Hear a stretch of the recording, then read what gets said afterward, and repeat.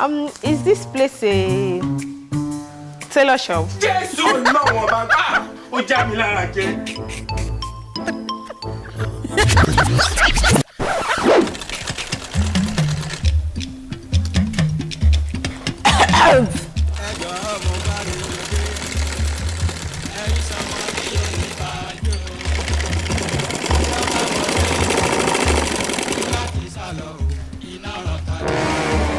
Hello. Hello. Is this place a tailor shop? Jesus, no, Baba. O jami lára jẹ́. Rara. Here na motherless baby o. Jesus! Say na the children with this. Excuse me. Excuse me. I want to boogie Jerry. Please. What I ask you is what you should reply me, not that. I don't understand.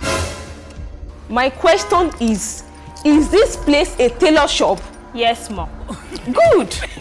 Now we are going somewhere. Okay, continue. Actually, this is my child. So I brought her here to have experience in fashion. I need you to put her through in all she needs to know about this fashion tailor work of a thing. So tell me your price and name your price. You know. Wait, I beg you.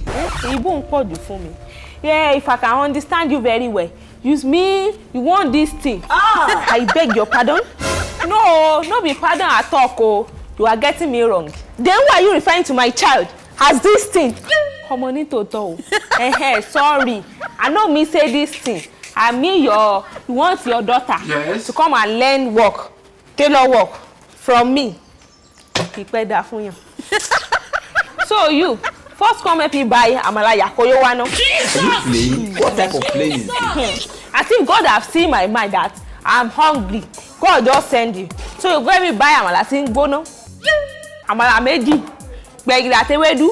You now have 2 pomo, 2 meat, 1 shaggi, and 1 head. So I did not put transport. You will find your way. Because when I dey learn work, I dey always find my way. Oh yeah, take kosare lo kosare de. Oh yeah, go quick, eh? So when you come back, you will go to Balogun for Mandela to go and get me material for this color of clothes. At least on it or why useful fun kankan sare lo. Are you for real?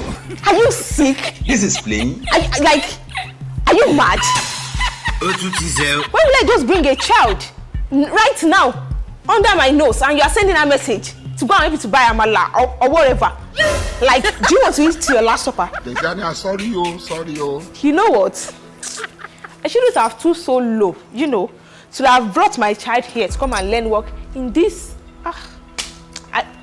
Let me fuck up. Don't worry, baby. Let's go. Stupid idiots. You what?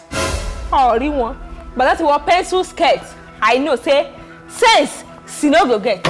I beg by me. Say, when I dey learn work, Lolo Yasaki, Yasaki don't used to send me message.